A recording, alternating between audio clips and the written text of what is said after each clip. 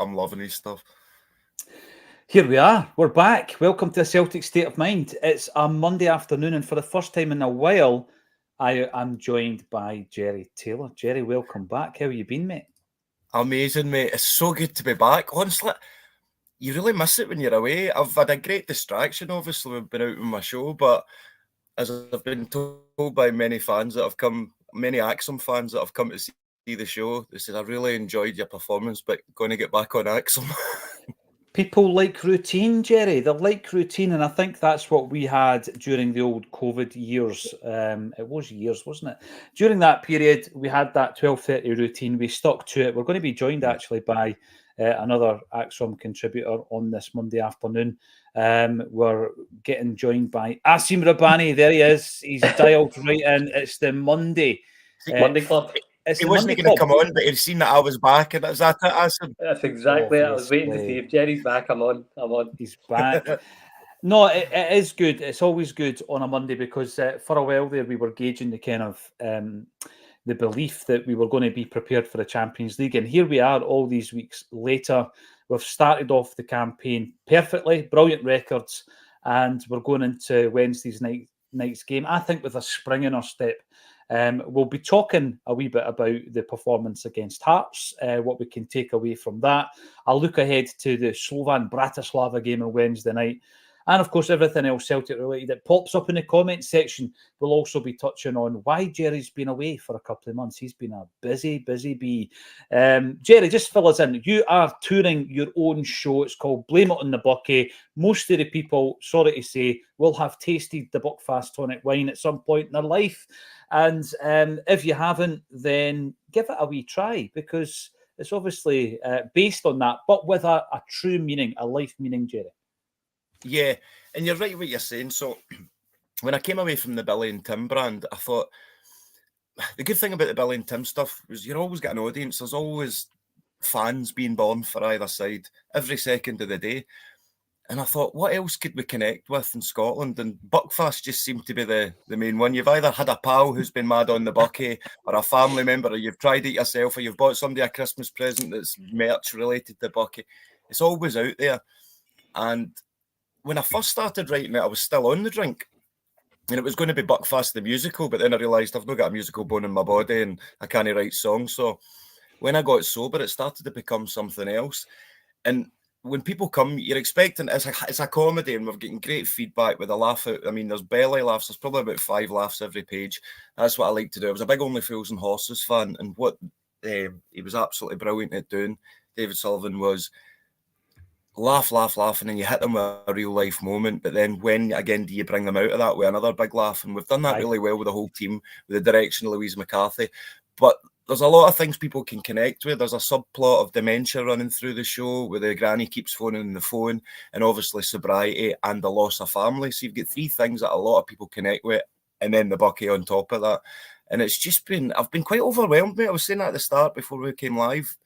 It's what I've always wanted, this reaction, but I wasn't quite prepared for it. So it's been amazing. We got a 5-star review in Northwest End UK site, and it was great. And we've been getting some great reviews online from the audience as well. And that's what really matters to me, is the audience feedback. And big thanks to all the Acsom followers that have been coming along. It really means a lot. So it's just been a couple of months of prepping for it. For a full national tour with no budget, and that's what I'm so proud of. I put it together with no budget, and you deserve it, Jerry. Though I've been asked to, for everyone. Thank you, mate. With how hard you've been working behind the scenes, honestly, like no one deserves it more. And the whole Acsom team have seen how hard you've been working. So I've missed you on the show, but you definitely deserve all the accolades. I've still to see the show, so I'm definitely on the to-do list. But I barely recognise you though with the clean shave look.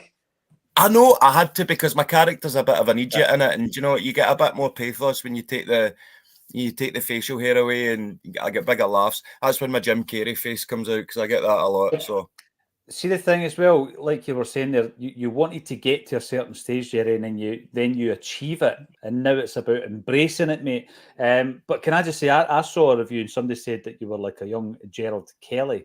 And even at certain moments today, I'm looking at you going, "Oh, right, that's sending me back to the old City Lights days, right?" Yeah.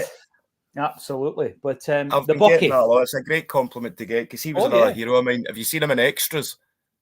Jerry Kelly. No, I haven't. I've got it Have you not? up Right. there somewhere. I've got it up there somewhere. He plays. You need to watch it just for his performance. He plays Bunny, the director, and he is comedy gold in it. That's all I'll say. It was amazing. Listen, we are not promoting the drinking of alcohol on a Celtic State of Mind. This is a family show. But we had a bit of fun with it ourselves a few years ago with Brian McClare and Pat Nevin. Go and have a wee look on our channel. We got them drinking the Bucky without them knowing what they were drinking. Just have a look at the reaction. Jungle Lion has never drank it. I'm pretty sure there was... I'm the same, Jungle Lion. To be honest with you, Acsom... Just for legality, El Dorado is available as well. Oh, dear. Yes, Acsom, you could probably live your whole life and not experience it and not be, let's be honest, any less full of enjoyment and experience, because it's definitely an acquired taste. I'm sure a few half bottles and bottles were supped at the weekend, and it's the weekend we're going to be talking about to kickstart everything. And we need to start with Arne Engels, right? Because here's a player that's come in quite late in the window. He's given his first press conference. And I think that what came through in that press conference, certainly when I was watching it, Acsom was a guy who at a young age was so composed, quite confident, and it was as if he was focused on the job. And £11 million, rising to £13 million, whatever. Just give me the jersey and I'll show what I can do. That's the vibe I got from him. First start, first goal, man of the match performance. He was outstanding, I felt. 10 million? Aye, right. He could have at least got the figure right, you know. I know. I really enjoyed that clip. We'll probably talk about that in a bit. But no, I was at the Engels press conference, fortunate enough to get along through Acsom, and straight away you got a sense of that confidence, but a kind of humility about him as well. It was a composed confidence. He was I think he was 20 at the time. I think he turned 21 not long after. So pretty sure he was our youngest player on the park at the weekend. I don't know if he was the youngest player on the whole park or just on our team, but did not play like that. I thought he put in a really mature performance. The way he took the penalty, you know, like as Shanklin was saying, big pressure. Well, there you go. That's how you handle that. You know, I thought he took it brilliantly. And he grew into the game. You know, I think at the start there was a couple of rusty touches, but I think you could see pretty early on this guy's got quality. And I think the more he gets used to playing with the teammates, and the system, I think we've got a right good player, a star on our hands. To be fair, he just looks like he's got a bit of everything: athleticism. He's got a bit of dig. You've seen him win the ball back. He can shoot, and like I say, no shortage of confidence. So I'm really excited to see him play. And I think this is just the beginning. I thought he put in a very kind of stellar performance for a guy his age, and coming in with that price tag. Naturally, there's going to be a bit of not pressure, but just a responsibility and expectation from fans. And if that's anything to go by, I think we're going to enjoy seeing more of them. The big thing for me is that I've felt over the last few years that our strongest area of the park's been in midfield. But I remember a conversation I had with our very own Alan Morrison about a year or so ago, and he was talking about what was missing from the midfield. And some of the descriptive terms, Jerry, were an athletic style player, a combative player, but obviously one with the technical ability. Not easy to find, but we have found a player who seems to tick all those boxes. We signed him as a 20-year-old for 11 rising to 13 million quid. These types of players don't come cheap, but we're buying that calibre of player for Wednesday night. That is because, for me, it's a massive statement of intent for Celtic, because we could have signed Luke McCowan, right, and not signed Engels, and probably still been strong enough to win this league. Now, I'm not being, lax or anything in relation to that, or arrogant. I just think the quality is there for Celtic to go on and win this league. But to add a player like Engels shows for me that you've got one eye on Europe, because he is, I think he is that kind of standard of player that we've been missing in Europe. It's like the toy you've been asking for Christmas for years, and you finally get it. And we've been, for so many seasons, just saying, just spend that little bit more. And so far, from what I've seen now, I've not been as lucky. I could only watch bits of the games because I was building the set at the same time and getting into trouble for kicking my eye off the ratchet. But from what I've seen, it just looks so assured for his age, especially from his interviews. And the fact that he's getting a call up for Belgium at such a young age as well, it just shows you that there's definitely a player there, and that penalty kick was so sexy, wasn't it? It was just something that I absolutely loved it. Obviously made sweeter, you've touched on it yourself, by what was happening in the background behind them as well. So I'm looking forward to seeing a lot more of him. And like you say, with the Champions League, now, I always get ahead of myself with the Champions League, but from what I've seen in the past 3 seasons, wasn't he great 2 seasons ago? Last season wasn't he great, but it was fine margins. And I just think with the added quality, we're going to see another step up this season. I mean, we can't get any worse than we've been. So I really think adding this extra quality, I'm excited. I feel sorry for Bernardo a wee bit, but then he's playing great. The other player's great. What, 5 million? That's where we want to be. That's where we want to be, though, isn't it, Acsom? We want to have that, when the dilemma of choice, because we've got 2 really good options. I think it's a great dilemma. Well, that's the thing. He's given the manager. Well, look, we signed Engels, as you say, for with an eye on the Champions League and with an eye on moving the strength of the squad and the first team to another level. So we all kind of assumed he's going to be playing. We all assume McGregor's going to be playing, but what we've now got is a real dilemma. The manager's got a good dilemma on his hands.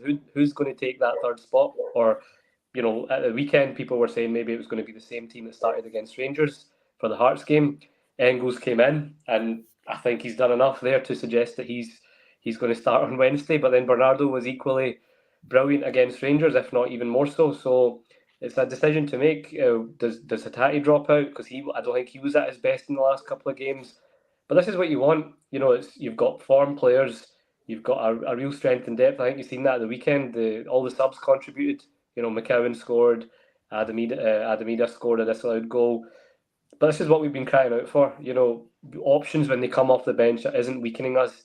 And I think with Engels, I just think he's tailor-made for the Champions League. Honestly, I know it's early days, and I definitely think there's more to come. But you can normally tell pretty early on when you see a guy, how he touches it, how he controls, moves about the pitch. Like you say, his athleticism is kind of the main thing as well that I've noticed. And you just look at the likes of Bernardo as well. I think they're tailor-made for Champions League football. So, we'll probably talk about this more as the show goes on, or even as we get closer to Wednesday night. But I'm leaning towards a midfield trio of Bernardo, Engels and McGregor potentially for that game. But it's just great to have these options, because I don't think you bring in Hatate there, and I don't think that's weakening it. And I think this is a sign of how strong we are right now in that midfield area. Yeah, it was always going to come up today in the conversation, who starts in the midfield, because there's certain areas of that park that I don't think there's any question over. And at the moment, the back 5 picks itself. You're not going to throw anybody in there who hasn't played for the club. We'll come back to that as well.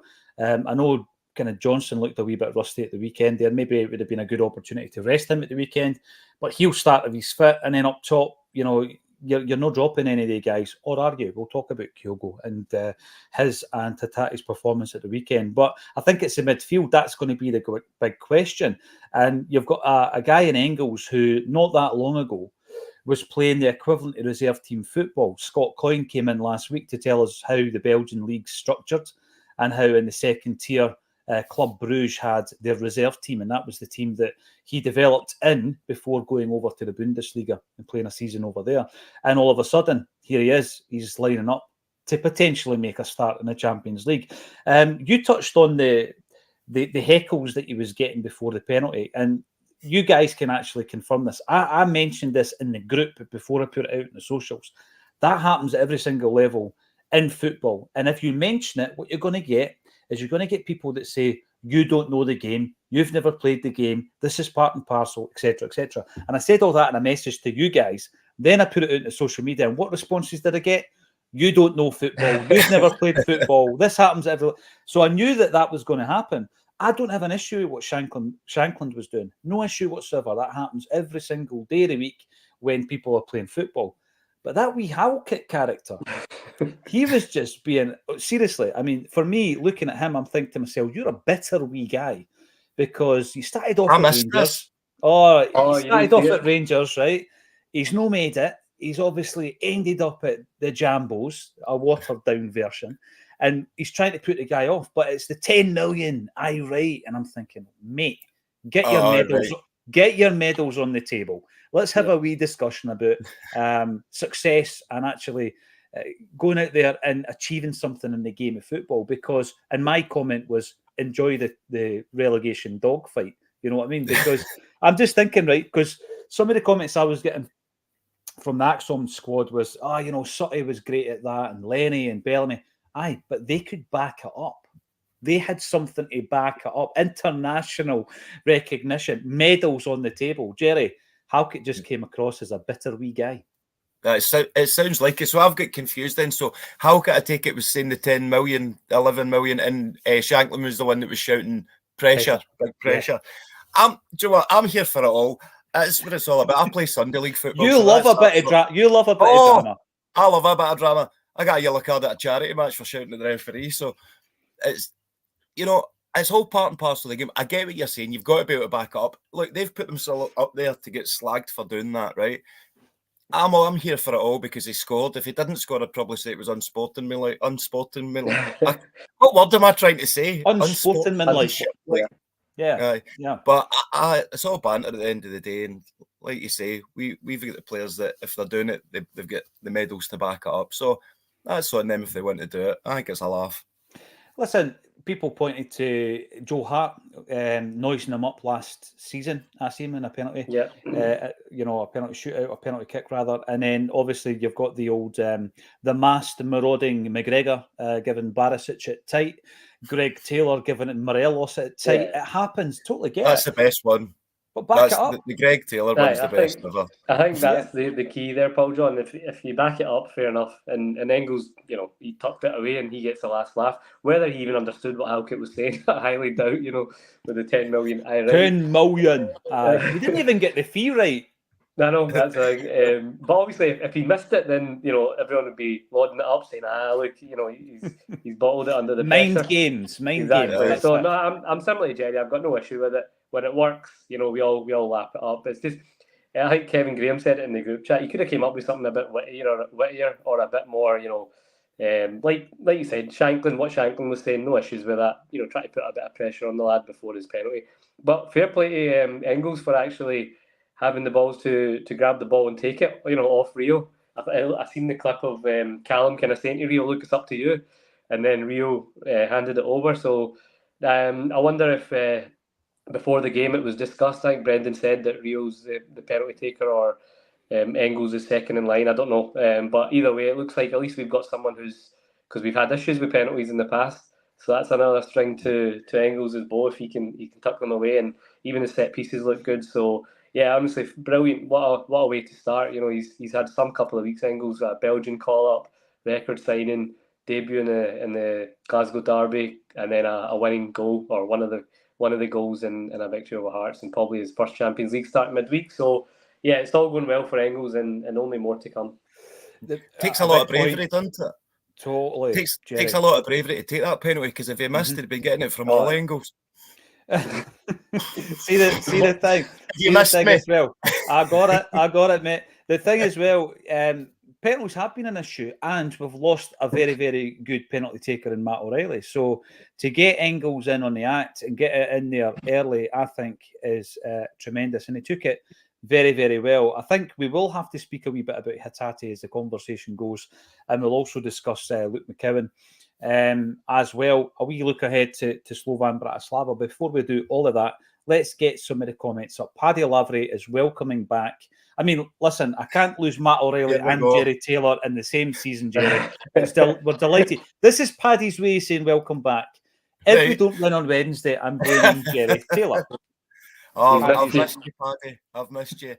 If it makes you feel any better, my casting crew blame me for everything in the show as well. So exactly. Northampton Tim still talking about the Bucky. Never try it, he says. It is an acquired taste, and I'm sure they do it now with lemonade. Believe it or not, you can buy it in tins with lemonade and Buckfast. Never tried it. Got to say, Ian Crichton, Bernardo, Engels, and Kalmack in the middle on Wednesday agrees with you, Asim. And I think one of these things with regards to the midfield position is all last season I was looking at the injury problems, the underperforming nature of Reo Hatate. Because I do think that he's a sensational player. He's got a really, really high ceiling. But, these things can change very, very quickly. And when you look at the game at the weekend, Jerry, I don't think Reo was at his best, right? I don't think he started off that well, and then he struggled to get a grip of the game. There was a few moments where he's played some brilliant passes through, as he does to the likes of Maeda. There was a few others where he tried to play Kyogo and it didn't work out. But just like that, he might be benched, and you think to yourself, you don't want it to sound as though it's an unceremonious dropping due to bad form, because I think he started off pretty well this season. But there is a potential for him to be benched on Wednesday night, isn't there? Absolutely. I think Hatate's got a bit of a habit every season that he maybe kind of dips in form for a game and then it seems to get to his head and then it'll last for a couple of games. I hope it's not going to be the case this season. And like you say, there's so much competition that you can't afford to have too many dips in form through a couple of games. If you look back when he got injured, I'm sure it was at Lazio early on at home last season, or was it Atletico? And Bernardo come on and had a really, really good game. He's proven that he can get at it when it comes to the Champions League games. So I think Acsom might be right in what he's saying, that could be. He could have been rested. That's maybe why Engels did get the start, because he was planning on using Bernardo midweek. But for the likes of Hatate, like, I loathe to kind of talk about his form, because then he'll just come back and have an absolutely sensational game. But he always seems to have these dips at times. I don't know if it's a mindset thing. It's a consistency thing, I think, for Hatate. He's like you said, he's probably the one in the midfield who's capable of doing things a bit different. You know, that defence splitting pass. He's probably the most creative in that sense. But his consistency is probably what's been lacking. If you look at that game against St Mirren a couple of weeks back, he was the man of the match and he was brilliant. All smiles, looked in really good form. And then the Rangers game, he wasn't at his best. And then again, the Hearts game, he wasn't at his best. I think what we need from Hatate is a run of real consistent form. Yeah. Because you're right, he can sometimes be the best player on the pitch. He's got that capability. But then the next game, he can really drop off. And I think that's what Brendan's kind of been wanting from him for the last year, is just a real consistency. And that's why he's sometimes quite vocally, not critical, but he puts it on. He puts that onus and responsibility on Reo, and he said that a few times in press conferences and in quotes. And I think that's where I stand with it as well. I do think he's the one guy that can maybe unlock a defence now in the absence of Matt O'Reilly. Obviously, yet to see more of Engels and Bernardo in that sense, but they offer different things. They're probably more measured and careful in possession and can cover the ground more. So again, maybe it'll be horses for courses. I think there'll be occasions where Reo's going to be the one that's probably best fitted, and then there might be European games where we're going to want a bit more ground covered, where the other two are probably more suited. Wednesday's an interesting one because it's one of the rare occasions where we're going to go in overwhelmingly favourites, and also against a team that's most likely going to play in a similar style to domestic opposition. Obviously a better standard, but they're probably going to be compact and sit in. So the argument, on the other hand, I've said I probably would go with Bernardo, but is when you're trying to break down a stubborn defence, Reo's probably more capable of doing that. So I think there's pros and cons for both. But you're right, Jerry. I think it's more a case of he just needs to put in a good rerun of 3 or 4 games in a row to really cement that position. Yeah.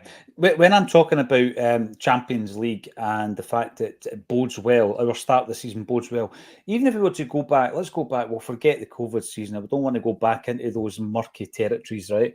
But if we go back to Angie's first season, obviously really underprepared for the Champions League games against Midtjylland, to the point where in the first game Barkas plays, we had to play Dane Murray, give him his debut at the age of 18. We were really underprepared for these games and we didn't qualify as a result of it.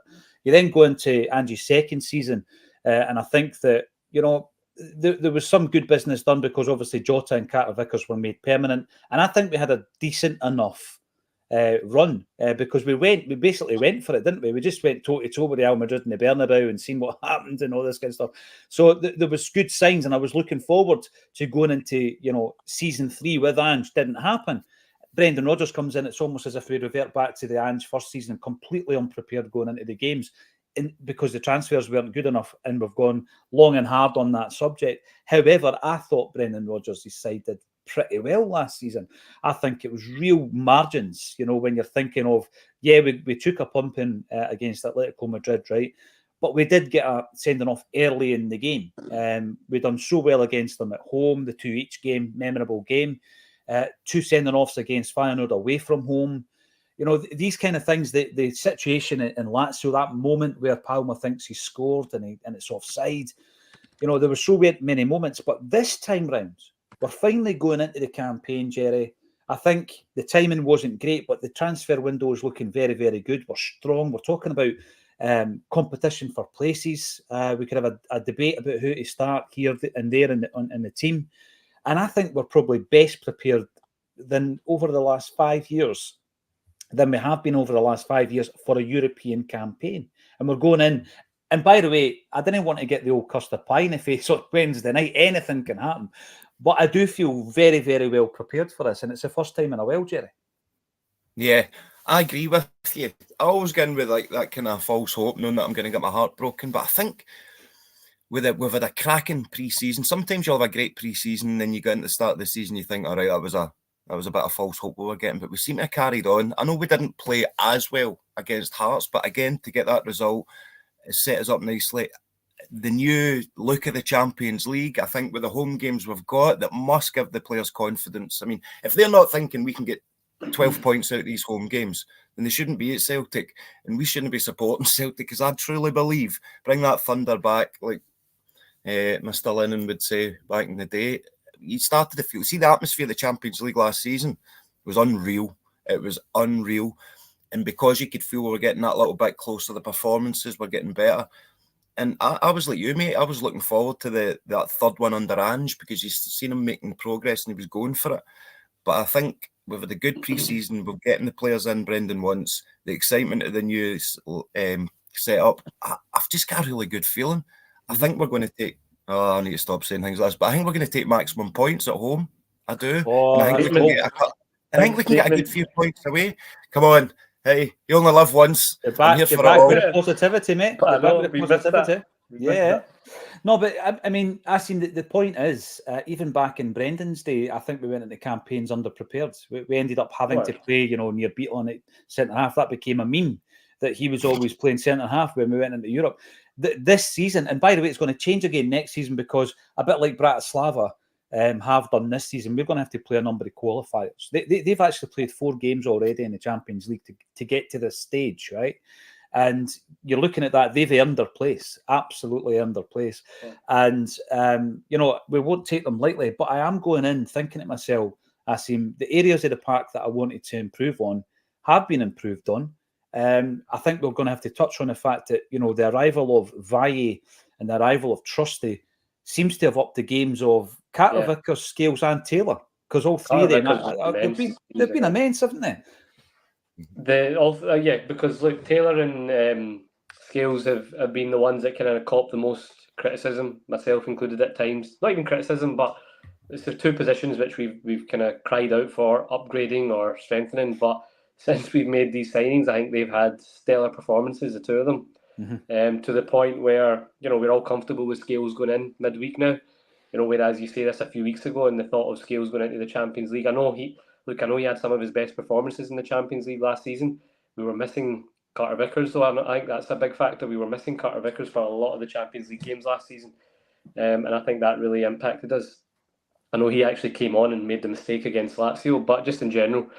So, no, you're right. The one area I still feel we're maybe slightly undercooked is the wide areas. I said that at the close of the transfer window. I think we could have maybe got one more in just to strengthen that position. But if you're looking at our first team and you're looking at the squad depth now, I think it's the most prepared we've been for a Champions League in many a season. You touched on the 2 under Ange. You look at the second one where against Real Madrid and Shakhtar. I think again we kind of could have done better in that group. We played well at times, but didn't quite get the job done. Didn't quite have the ruthlessness in the games against Shakhtar.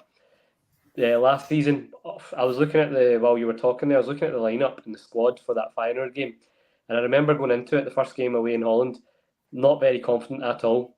Despite when the draw was made, thinking we've got a shout, but I just looked at the squad going into the game, and I think you had Lager, Bielka, and Scales at centre back. You had Luis Palma, I think, making his very first start, and then you look on the bench, and there was not really a lot of good options there. You compare it to now, and we're talking about who's going to start in midfield. You've got a back 5 who've played every game this season, kept so many clean sheets. You've got a goalkeeper who's, he's barely having much to do, but when he does, looking flawless. His distribution's looking good, which is so important in the Champions League. Carter Vickers, imperious again. It's just all shaping up. And then you add into the fact the opposition. Now, I'm not for 1 minute am I taking them lightly, because we've not earned the right to take any team in the Champions League lightly. But if we're being totally honest, they are the weakest team in the competition, probably, if you're looking at it just statistically. They're a top 4 team, and we're at home first. It's as good an opportunity as we'll ever get to open our campaign with 3 points. And I think Brendan will be hammering that home. I think the players will be feeling confident. I think the fans will go into it with confidence. And I'm excited for it, but I would be disappointed if we don't pick up the 3 points, because I think it will set us in the right frame of mind. We've then got 3 really tough away games, not away games, but 3 games which are probably the toughest of the group to come after that. So I think it's imperative that we get 3 points on Wednesday. Yes, and by the way, and we'll come back to this, did you know, obviously I've mentioned before, Vladimir Weiss, the manager, was he was an ex-teammate, an international teammate of Lubomir Moravcik, who joined us on stage last month.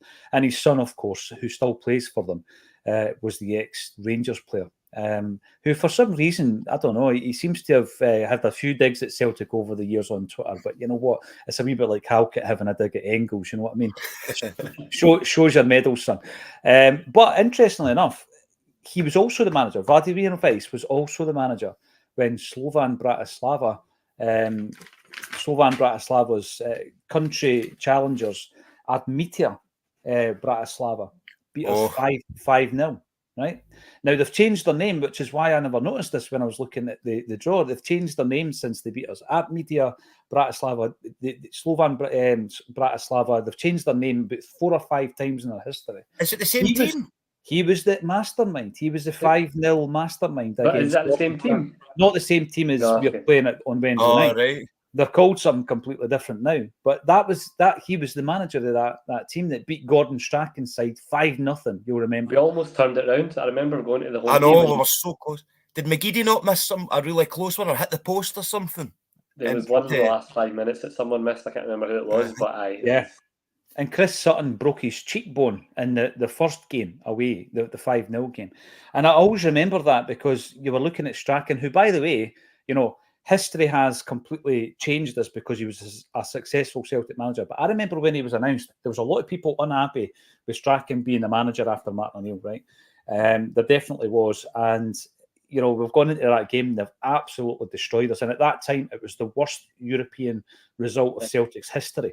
Yeah. Obviously, we have topped it a couple of times since. But we followed that game up with a 4 each at Fir Park as well. Yes. So I remember the pressure tracking straight away. Aye, they were right on top of Strachan. And of course, I was looking at that, I was thinking to myself, wow, the guy knows how to mastermind an upset. Not that I want to put a dampener on all our confidence, ladies and gents, okay? Jungle Line, happy Monday. We're going to keep it a happy Monday, which is why the mug is in place. Jungle Line, always a pleasure to see you. And he told us earlier on, he's never tried the tonic either. So the next time you're over, we might give you a wee half bottle, see what you think. Kevin Malley, hi. I took my son to Lions View Sensory Room on Saturday. What an experience. Never thought I'd be able to take my boy to the football.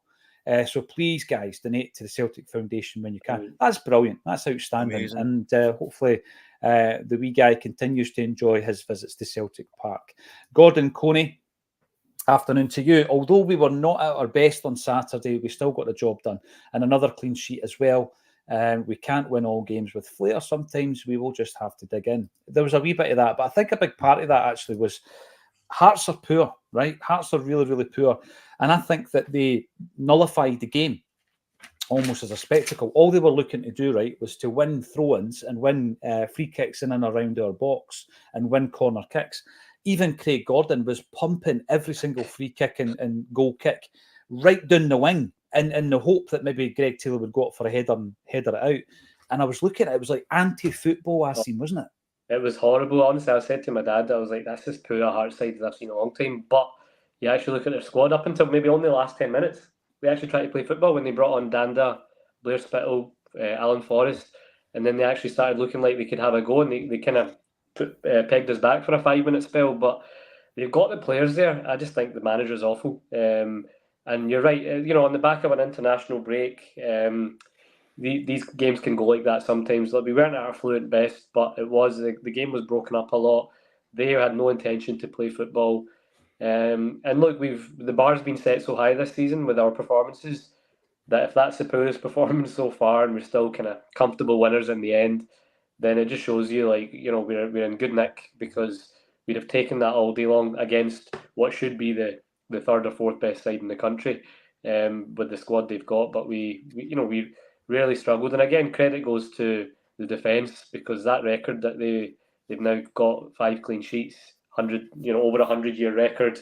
No mean feat, given that people have been saying about our defence. It's there's been talk about scales and whatnot, but we're looking like we barely give out any chances away, and I think that's one of the most encouraging things. And I think I've seen something from Alan Morrison on his show where they talked about that. The XG against us is considerably different to previous to this point last season, and you can see that when you're watching the games. We'd rarely look troubled. I'm going to pick up on this. Schmeichel has had loads of plaudits, and rightly so. There was a few moments at the weekend where his distribution, both passing the ball and throwing the ball, was exceptional. Turns defence into attack really quickly. The first one where it was a pass, it went to Taylor. The throw-in went to Maeda. It was just, honestly, I looked at the throw and I'm thinking, it's Peter Schmeichel. It was just, you remember he used to just like throw the ball as far as you could kick it. Now, here's the thing. Eagle-eyed Celtic historians have been on the case with regards to this record from 1906, and Celtic Curio has discovered that it's not actually 5 games. The record is 6. So there you go. All the papers ran with 5 games, consecutive games at the beginning of the season. Turns out that Tom Sinclair managed half a dozen. Now, he's not here, obviously, to argue his case, but Celtic Curio did, and he checked the record book, so Schmeichel's still got another game to go. What's the next week game? St Johnstone away? I wouldn't bet against it. That's all I'm saying, Asim. But there you go. These records are there to be broken, but Celtic Curio and other historians will make sure that the facts are right. But what an assurance he's given us, Jerry, because we all love Joe Hart, but this is an upgrade. I mean, no disrespect to Joe, Kasper Schmeichel has been an upgrade at this stage. Absolutely, mate, I'm still pinching myself that we've got him. Like, I genuinely still can't believe. Now, how much an impact, we were talking about earlier about how great the defence has been this season so far, and how much of an impact has he had on the boys at the back, and obviously just with all the experience he's got and keeping the defence calm and not putting them under pressure at certain times with that quick ball to the centre-backs and trying to find the midfield at times. And I just think the whole team looks so much more relaxed with him there. And like you say, it's nothing against Big Joe. Everyone knows that I love Big Joe. He's going to be a cult figure for years, but I genuinely think it's one of the best piece of businesses Celtic's done in a long time to get him in. I mean, that was a Brendan thing, wasn't it? That was obviously Brendan pulled the strings for that. He's the one I wanted and never thought would even get linked with him, never mind sign him. So I'm over the moon, and I think we're just going to... He's still not, like, he's not had that much to do at times. But what he's done great. And I can't wait to see him in Europe, because I think we've missed having that goalkeeper that wins us the 3 points with that last minute top corner save, all that kind of stuff that we used to get from Fraser You're thinking Forster. of Forster. You're thinking of Forster. Oh, yeah. Do you remember that one against Lazio? We'd just gone 2-1 up. I know. I still try and slow that down to say, how did he had no right to save that? That to me is one of the best saves ever in Europe. Ever. There's a compilation online of all his saves against Barca, but not just from the home leg, because he performed really, really well in the new camp as well. Go and watch it. And again, going back to the bold Strachan, the last time we did an event with Gordon Strachan, he had a clip of it. Gordon Strachan is the most well-prepared guest we have ever had, right? He comes with his own clips that you bring up on the big screen, then he talks about them. So he's got visual aids. And one of the visual aids was Boric. And it was basically one game against Man United and all the saves that Boric made in that one game. It was sensational, and he played them. And afterwards, he said that goalkeeper had it in him to be world class if he lived his life properly. Obviously, there was a few lifestyle choices there, but we have been spoiled for goalies, Asim. And I think Schmeichel, so far, listen, it's early days, right? But he looks like he's up there. There's a common theme of if you look at the campaigns where we've got out of the Champions League group stages. Arthur Boric, obviously in the Strachan years, because you're right, Jerry, you need that keeper that's going to turn the 1 point into 3, or just get you even the point. And Foster was that guy, and Boric was that guy under Strachan.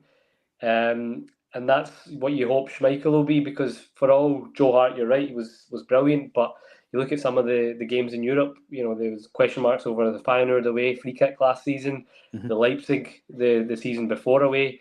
So the two tests for Schmeichel will be these European games coming up, and I think by all accounts, right now he's been brilliant. But as Jerry says, he's not been fully tested. But when he has, looks so assured, and even just on the ball, because teams will press us higher up, and I think that's where, if we can break the press with a confident keeper, and you mentioned it, Jerry, I think the back four will just feel a lot more confident with him there on the ball, because they'll be able to trust that he'll be able to find them and just make angles for them. So I'm really looking forward to seeing what he does in Europe, and like you guys, I think that could be a key difference in what turns draws into wins or defeats into draws for us. We bring him in, 37-year-old, and people are like, oh, he's at the end of his career. We were playing a team at the weekend there who had a goalkeeper who's 40, is he 42 now? Craig Gordon. He's got a few years on Kasper Schmeichel, put it that way. And my point was, has there been an older pairing of goalkeepers ever in a Scottish Premiership game? Because they were about 80 combined, Gordon and Schmeichel. See that one that Jerry mentioned, the save against Lazio. I'm just trying to think. I was there that night. I think that's probably the best save I've ever seen live at a match. Because I remember as soon as it hit, the guy hit it, I was like, that's going in, top corner. It was sweet. And for Foster, it was the speed of the shot. But you're right, every time I watch the clip back, I'm still like, wow. But what a night that was. I know. And listen, guys, I never made my debut for Celtic until I was 41 in goals, so it can happen. It can happen. Don't give up. I know, but you got booked. That was a wee blot in your copy book there, Jerry. Having a moan at the refs. We'll come to the refs, by the way, before the games, before this show's over. David Boyle, I hope we don't regret not resting Johnson. I would have rested him for the Champions League. He looks like he's creaking a bit. He was coming onto some great form as well, David, but he's one of the guys, Alistair Johnson. He's an absolute warrior, isn't he? I mean, you've got to look at the dynamic of him going and playing for Canada, coming off with a precautionary substitution 20 minutes in, all the travel that entails. The backup's Tony Ralston, who put in a shift for Scotland. So you've got to kind of weigh that up. You think to yourself, if Johnson's probably had more of a rest than Ralston coming into the Hearts game. So maybe I can see the sense in that. But Johnston is in that group of players now for me who is, for Celtic, Champions League standard. I do think he is in that category. And it would be great if Engels can show that he's also in there, because then you've got 7 or 8 players rather than the 5 or 6 players that we had last season. Danielle, always a pleasure to see you popping into the YouTube comments. You don't think we should be taking Bratislava lightly? Champions in their own right as well, absolutely. And they've already admitted actually that they, regardless of who they're playing, they're going to be the underdogs. They know that they're the underdogs, but sometimes that can be quite dangerous. Guys, I want to talk a wee bit about Luke McCowan, right? Before I have a dig at the refs, because for me, you look at his last few weeks, right? There's the unveiling where he walks down the tunnel and it's like proper genuine. He's not making it up. He's no acting. He'd be a very good actor if he was, Jerry. He gets the unveiling. Then the debut against Rangers, living his dream. Then he goes out there and scores his first goal against Hearts. And then on Wednesday night, he might make his Champions League debut. What a turnaround for a guy, Acsom, who was playing for Ayr United in the Championship not that long ago. A lot of people wrote him off, said we shouldn't be signing him. I was one of them. Obviously, as soon as he signs for Celtic, I'm right behind him. And he's shown me that there are domestic players that can come in and improve your team, improve your squad. Would Odenholm have made the same impact that McCowan did? That's questionable. I don't think he makes it into the starting 11, but how well's he done? I see him in a couple of cameos, and just that transition from Dundee to Celtic. I'll let Jerry come in a minute, because I think I was also one of them. And Jerry, as usual, got this one right. But yeah, I think myself and yourself, Paul John, we probably just thought that it was not someone that was going to immediately come in and improve our squad. And I think we've been quickly, it's early days, but we've seen already. And it's not just obviously his performances in his couple of appearances, but it's everything about him. I was really impressed with his press conference, with his mentality and his attitude. He spoke of having like a kind of mental coach who keeps him basically motivated and grounded.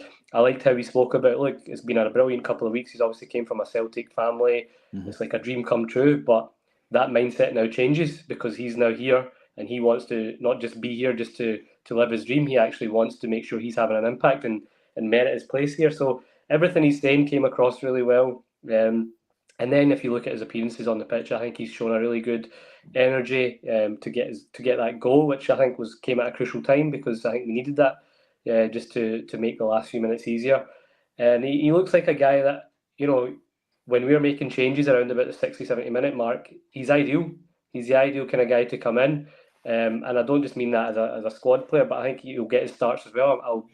I'm expecting him to play against Falkirk next week.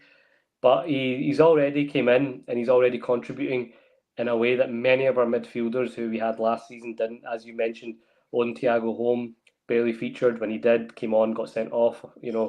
Kwon didn't do anything. Iwata barely featured much in these games. So he's already shown, and I think this is the benefit and beauty of what Rodgers wanted, a smaller, tight-knit squad, but everyone's contributing. And I think you can see that already. It's not just a first 11, it's a squad, and they're all going to take turns being a big part of that. Yeah, I mean, listen, I've got to apologise not only to Luke McCowan, but to guys like Jerry Taylor, Phil Carletta, Jamie Tierney, who all told me, no, wait a minute, this guy, he can make a difference. No chance. Right, Jerry, over to you. I got lucky. Look, if you look back in the chat, I could sit here and be all smug and go, yeah, I said he was going to be great. I was clever about it in the chat. I just went, do you think that maybe he might be good? Instead of committing, because I was scared that I was wrong. But you two were good, and you debated with me. Some of the Acsom contributors obviously were a bit less polite when it came to nobody really knew. But the way I looked at it is, I like to listen to I was listening to them on the Big Scottish Football podcast, right? By the way, I've been giving it tight to you and Cameron yesterday. I'll tell you what I did yesterday. So that's why I love beating Hearts.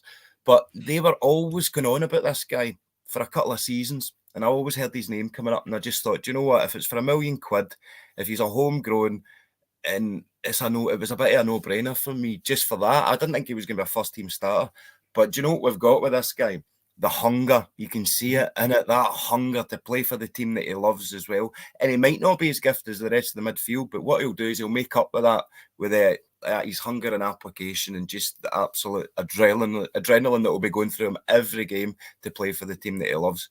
And I was won over when he came out that tunnel as well. So I'm glad that. Do you know what? That was something I was going to say. See, when Hearts were buying early towards the end of last season. Yeah. And they were buying players from this league, I was getting a wee bit, they're actually picking some of the best of the crop. And I hated that Celtic never did that. But it proves what Celtic's been doing is but they've done their work and they're going to pick the best one. They're not just picking a few of the ones that have been playing great. Yeah. They did their due diligence, I reckon. They waited the right time and they got him in. And he seems to be doing the trick. Settling in. Another big thing from a conversation on Friday with Scott Coyne, we were talking about this kind of focus on recruitment data. You know, when you're looking at a player, you don't have to scout them at first, but you can get a short list of players because you know what their attributes are, right down to, minute detail, and you can get a short list of players from anywhere in the world. Then you can start your scouting. And the big thing that it doesn't show you is the personality of the player. Like Jerry was saying there, Acsom, it still exists. It's about being able to step up to that challenge and actually make the difference. Odin Holm is a supremely talented footballer. I have no doubt about that. Whether or not he makes it at Celtic, though, is still up for debate. We've seen players coming in and leaving without really making it. I was looking at the weekend there, and I'm not going to throw him quite into that category. But remember when we signed David Turnbull? He was thinking that. Yeah. The most sought after Scottish footballer, young Scottish footballer in the division, right? And we sign him, and he gets games and he scores goals, but he doesn't really make that step up to the next level where he's commanding a position in the team week after week, and he's pushing his way into the Scotland national team. And you've got to remember also that this is under a number of managers. David Turnbull, he played under Neil Lennon, Ange Postecoglou, Brendan Rodgers. Not all three of them are wrong. So I was having a wee look at the Cardiff team, unused sub at the weekend, and you think to yourself, well, we've now got a number 14 Acsom who, different stage of his career, £1 million, like Jerry says, no-brainer. But a big part of that wouldn't show up on the recruitment data is the mindset of the player and the way that, what's he going to bring to the dressing room and to the training pitch. And I think that's massive now. Personality, you're right, because Jerry mentioned that Hearts have, cherry-picked some of the best players from the other teams. Jan Danda, Blair Spittle, great signings, I thought. I think the lad from Dundee as well that they bought. And Celtic have done that over the years, and it's some you get right, some you don't. And I think part of my reasoning as to why I thought, I was maybe against it was because, when you watch these players, you only see that, and then you almost wonder, can they then match the expectations and the pressure and demands that come with playing Celtic? Because it's one thing standing out week in, week out for a Ross County or a Motherwell or a Dundee. It's a completely different ballgame when you're then playing at Celtic. And some might argue, it's easier because you're surrounded by better players. But we've seen that in the past. It's not always the case. You still have to have a personality. And I think that's where it bodes well for Luke McCowan, because I think he seems to have that personality that's going to take it by the scruff of the neck. And he's not going to, with Turnbull, I think Turnbull did well for us. But, you're right, a number of managers just didn't ever see him as a first-team contributor. Whether that was his injuries, just, he never fully got over those. But he just seemed to lack something, whether, maybe personality in that sense to really stand out in a Celtic team. But you look even in past years, Stuart Armstrong, a guy that I remember I was quite happy that we signed and came in and did well. But then we also, Mackay Stephen, who didn't quite hit the heights. Mm-hmm. So there's numerous examples throughout the years. You go back to Martin Neal's time, Stephen Pearson, Strachan's time, like Chris Killen, guys that do okay for other clubs in the league, but aren't going to automatically come in and be great for you. So, it just depends. And I think McCowan, that's something that seems like you already see, I think the players get on with him. You can see that when they're all celebrating with him, just his personality, the way it comes across.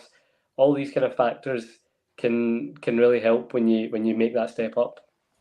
Here's a quick wee quiz question for you then. So out of all the players, right, that say out of the players that we've cherry picked from other teams that are their best performers, which one made the quickest impact? Probably Barry Robson, because he scored first kick of the ball against Aberdeen. I'll tell you one guy that sometimes is overlooked, probably because he's Danish, but Morten Vikhorst, when we signed him from Dundee. What a signing that was, by the way. He was a class player. And I know that obviously the illness that he had really affected his time at Celtic, but unbelievably he got over that, and he's now obviously part of the Danish setup. But no, Barry Robson, scores with his first touch of the ball. First kick. Scores probably with one of his first touches of the ball in Europe by scoring against Barcelona with the header. That's right. Great signing. He was a great signing. Bob McDonald was another one that won me over. I wasn't overly keen on that signing, and might have been a few other reasons for that. But he quickly won over a lot of Celtic fans. A solid contributor at all levels, scored big derby goals, scored in the Champions League. So he's one that I didn't expect to make that step up and did. 32-goal season he contributed, and also one of his biggest highlights is sharing a pitch with Jerry Taylor. Now, I want to talk about refereeing performances, right? I've got to keep talking about it, win, lose or draw. The referee performance was worse than VAR's performance at the weekend. Now, the first thing that annoyed me about it, Acsom, was Penrice. By the time Penrice got his yellow card, right, he'd already, for me, committed a bookable challenge if you want to use Kuhns as your benchmark. Kuhn was the first guy that got in the referee's book, but Penrice had made a challenge before that was as bad, if no worse. Didn't get a booking. His second one, he skived Engels, and this is a wee bit going back to character and personality. Engels was absolutely unruffled by that. It was like, welcome to Scottish football, mate. You're going to get it tight here. And Penrice got booked for that. I'm not saying that it should have been a straight red, but it should have been a second booking for me. Yeah. Later on, Penrice clears one off the line from Kuhn. So it's just these wee moments in the game. You're thinking, we're struggling to break through. He's clearing it off the line. Shouldn't even be on the park. And then, of course, you've got the two penalty decisions that he relied on VAR. Stephen Naismith obviously doesn't know the rules because he just thinks a handball's a handball, regardless, right? What did you make of the performance? Because I thought it was weak from the referee. Yeah, And you're right to highlight win, lose or draw, because it defeats the purpose if we're only going to obviously complain that after defeats. That's not the point. It's not what we always talk about. We're all wanting just a consistency and a general improved standard of refereeing in the league. And I thought he was. I wasn't sure who it was. It was a kind of newer referee. It's not one I've seen before. His first game he's refereed involving Celtic. Right. Okay. Because I didn't recognise him, and yeah, he wasn't very very good for me. Like you say, just basics. Not the major decisions ended up being correct after VAR. Both penalty decisions were right. Theirs wasn't. Ours was, and I'm not being biased saying that. I think anyone that knows the rules and you listen to Willie Collins, he's been all over the place in the last week, hasn't he, on several shows, and I found that quite interesting. I think there's a room for that. But yeah, you want to see that consistency. You want to see the threshold that they're using for handball be played out, and I think that's what we've seen. Decisions which were correct in the end, but yeah, both that the referee surprisingly both got wrong. And then, as you said, it's more just about setting the tone early on with bookings and free kicks and stuff like that, because that then does allow these kind of teams who are more interested in breaking the game up and disrupting the flow to do that when they're making challenges that are not punished. Then it means that they can get away with a few more and the game gets more bitty. But you're right, and I thought he was quick to book Kuhn for really a nothing incident as well. So yeah, I wasn't overly impressed with the referee, but it seems like it's kind of deja vu. We say that most weeks, don't we? We do, and I can understand, although I have already annoyed probably the entirety of the Rangers fan base by suggesting Aberdeen's going to finish second, and then the entirety of the Hearts fan base by saying your guy's got wee guy energy there when Engels is taking the penalty kick. By the way, I'm annoying the right people, Jerry, right? Exactly. There's a bit of sympathy there when you look at that Connor Barron incident on day one of the season, because that was very similar, I felt, to the penalty decision that Celtic did get against Hearts. So Hearts are looking at that going, right, it's a penalty against us, but it's not a penalty for us. So I get that. That's just inconsistency.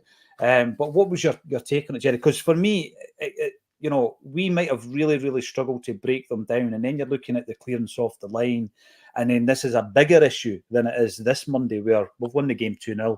Everybody's positive about Wednesday night. But it can make or break your result. Aye, and it's better calling these things out when you're winning as well, because it just looks like bitterness and conspiracy theories if you only do it when you're losing. But I didn't watch all the game in entirety because obviously I was building the set like I was saying, but from what I was hearing from it as well, it's just the inconsistency all the time. If we're talking about VAR as a whole, I still want to scrap it. I just think it's killing the game off. But we've got to call these things out, and you try and get Willie Collum on This Is Acsom, that'll be some laugh. That won't get them talking, will it? Right, who are we going to have on with them though, right? Lawrence Connolly would definitely be on that panel. We'll bring in Alan Morrison, right? Yeah. Colin Sheridan. Oh, yes. Oh, brilliant. Yes, I don't think they would respond to my email, but why not? We might ask them. But thanks everybody for getting involved in the chat. Mark Anthony Smith, you're right. Jerry is back. Joe Hamilton. Jerry boy, congrats on the success of your show. Jerry, tell us how many dates you got left? So we've only got the big one. So I put a show on in Gracie's Bar. That's for all my Acsom pals. So Gracie's Bar on Thursday night, 7:30. There's still about 40 tickets left, and you can get them on the Eventbrite website. So if you put in Blame It on the Bucky, Eventbrite, and then we finish off at Howden Park on Saturday. So the Howden Park night time in Livingston sold out. So we've added a matinee due to demand, but that's not going as fast as we thought it would. So the demand wasn't as high there in Livingston as we thought. So if you've got any Livy pals, tell them it's a 5-star show, massive big comedy. It's got a bit of a heart punch at the end. It's a great night out, and come along. We'll put the links underneath the video and share them on the socials as well. 573 versus 13's reminding us of one of its pseudonyms, Wreck the Hoosh Juice. We talk about all the nicknames in it, and there's so many. Glisner Champagne, what is it? Rambo Juice. There's one. What's that? Electric Suit. That's it. Aye. It's got a lot of names over the years. There's one thing I want to say to you guys, right? Obviously, on a Friday night, or This Is Acsom show, which you pair have been involved in since we started. It's now 16 episodes old. 16? Mad that. 16 episodes, crazy. yeah. That's crazy. 4 months. And our latest, basically, if you've been listening to A Celtic State of Mind, maybe since COVID, because I know a lot of people cottoned onto it then because we wanted that sense of community. We wanted to talk to like-minded people or listen to Celtic chat on a daily basis. But if you rewind previous to that, when we first started Acsom up, it was about speaking to people with a Celtic state of mind. That was the whole premise of the show. And I used to meet up once a month in the toll booth in Stirling, and we would interview 4 guests, and then once a week we'd put the interviews out. It was all audio, no visual. Now that it's gone visual, obviously I'm back on the treadmill, and now we've started to do the videos of the same kind of style of interviews. So we've been speaking to people in politics like Bernard Ponsonby, ex-players like Peter Grant, Murdo McLeod, etc. We want to talk to people in film like Simon Weir, and there's more to follow. And obviously music, because we love a bit of music. And all the cool cats in the music industry support Celtic. So Paul Quinn from Teenage Fan Club and Soup Dragons was on Friday night. But one of the most interesting things about that, guys, right, is Paul wrote a brilliant Celtic song. It is phenomenal, right? Seriously, I'm not just saying this. And it's finished. It's ready. Good to go. Mastered the whole thing. Ken McCluskey from the Bluebells is on lead vocals. This is like Jim McCulloch is playing guitar. He was in Superstar and the Soup Dragons as well. Brilliant. I think on bass we've got someone who was with Deacon Blue. So it's an all-star cast, right? Yeah. And Paul wrote and recorded the song 4 or 5 years ago. Never been released. I'm thinking this sounds familiar, a bit like The Glory and the Dream. So we're going to release it. We're going to release our second single, and it's absolutely spectacular.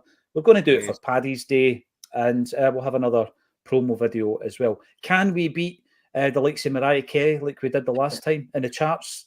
Remember that? We were above Mariah Carey in the charts for about 5 minutes. It was great. Wow. Brilliant. So that's going to be our second single, and that all came through This Is Acsom. So check it out.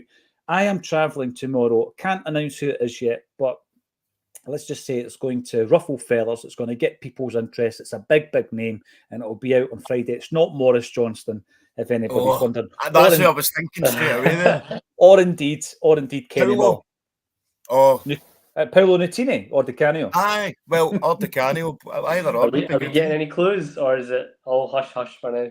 It's hush-hush just now. I'm like one of these guys, I like to touch wood. That, once I get a picture of us after the interview, I know what you're thinking, Jerry. I know what you're thinking, Jerry. I'll get that photograph up tomorrow after the interview. Is in the can.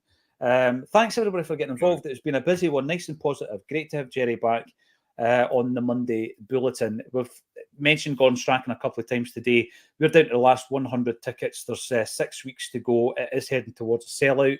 If you want to come along, it's Hartson and Strachan, £25, 25th of October at Bad. Ticket link under the video.